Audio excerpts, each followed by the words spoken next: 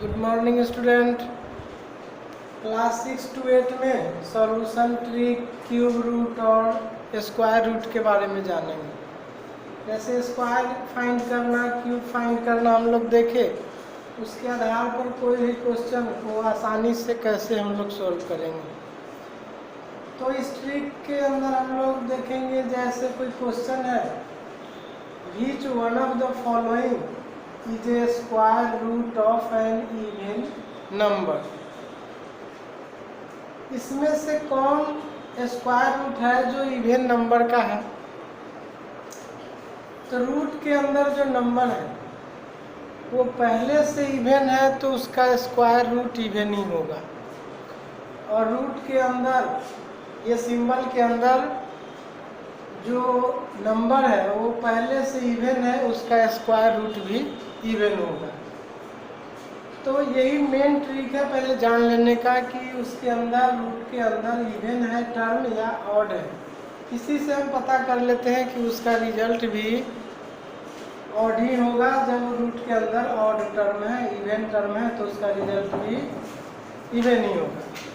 जैसे देखते हैं रूट अंडर 169, तो ये 13 का 13 इंटू 13 लिखेंगे, 13 पर स्क्वायर डाल दिए और ये स्क्वायर से रूट कैंसिल हुआ, आपका आंसर 13 है। यहाँ पर 169 भी इवन नंबर है तो इसका स्क्वायर रूट भी 169 ऑड नंबर है तो इसका स्क्वायर रूट भी ऑड आया।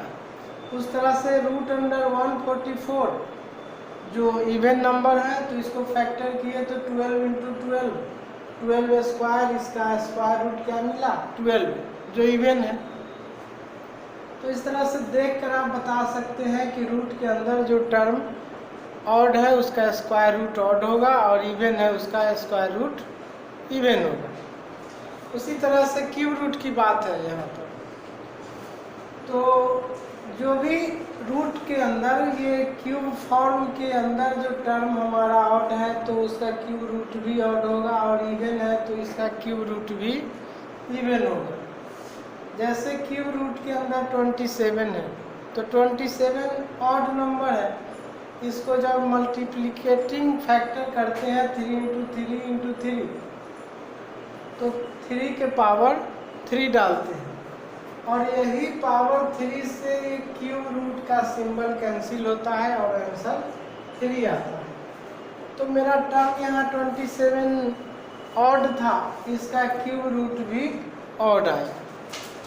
अब यहाँ क्यूब रूट के अंदर वो टर्म 64 इवन है, तो इसको जब फैक्टराइज करते हैं 4 इंटू 4 रिपीटिंग मल्टीप्लिकेशन में 4 टू दी पावर 3 लेते हैं, तो ये 3 से सिंबल के साथ ये टर्म हट करके क्यूब रूट 4 आ गया। ये टर्म इवन था तो इसका क्यूब रूट भी इवन आया।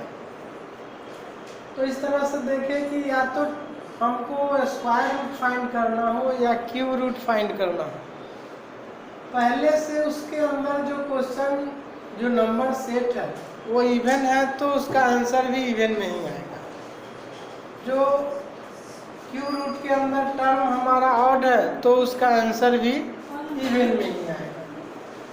तो पहले इवन ऑड के लिए तो हम लोग पहले से ही सेटिस्फाई हो जाएंगे देख करके ही कि वो टर्म इवन का है तो उसका आंसर भी इवन आएगा, और जो ऑड है उसका आंसर भी इवन आएगा। लेकिन टेक्निक पहले से जो हम फैक्टराइज करके पावर 2 डालते थे, उसके बाद हम स्क्वायर रूट निकालते थे, और पावर 3 जब आता था तो उसका क्यूब रूट आसानी से फाइंड कर लेते थे। तो हम लोग 1 से 20 तक स्क्वायर रूट और क्यूब रूट पहले भी लर्न किए हैं, बार बार रिपीटिंग करेंगे, लर्न करेंगे। इससे होता क्या है कि क्वेश्चन सोल्व करने में बहुत ही आसानी होती है। अब 169 पता नहीं था कि किसका स्क्वायर होगा, और पहले से आप याद रखे रहेंगे कि 13 का स्क्वायर है तो तुरंत आप लिख देंगे 13 इंटू 13 और 13 का स्क्वायर, इससे सिंबल हटा और 13 आंसर आ गया। तो इस तरह से हम लोग टेबल जो याद रखे हैं, क्यूब रूट, स्क्वायर रूट, इसको रिवीजन करते रहें, और इसके आधार पर हम जो कुछ भी क्वेश्चन का हिंट्स देते हैं, ट्रिक देते हैं, उसको भी प्रैक्टिस करते रहेंगे। फिर नेक्स्ट वीडियो में थैंक्स।